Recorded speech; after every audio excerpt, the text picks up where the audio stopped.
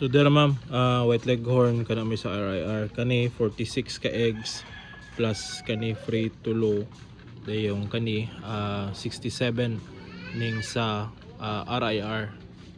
So muna sila.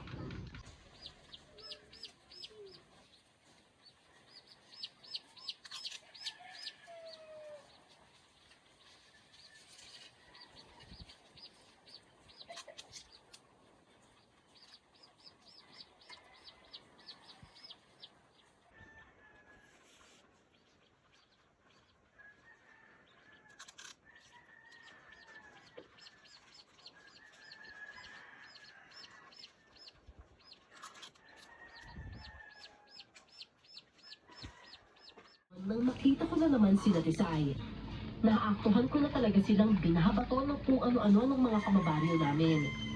Umiiyak na nun si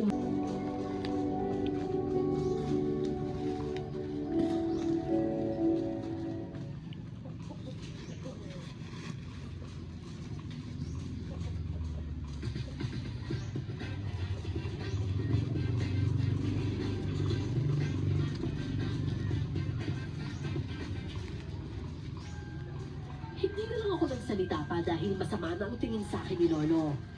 Pumasok na lang ako sa kwarto ko para matulog na at kaagad naman akong dinalaw ng antok. Pero kalagitnaan ng gabi, nagising na lamang ako dahil sa malalakas na alulong ng mga aso sa labas ng bakura namin.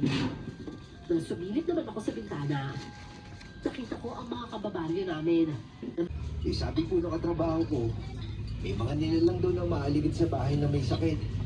Tapos kinabukasan, malalaman na lang nilang patay na yung tao. Opo, ang tutulo po yung tao sa nilalang na yun.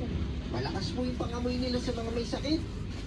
Kaya po silang maaligid sa mga bahay na may sakit kasi po binabantayan po nila yung pagkain nila.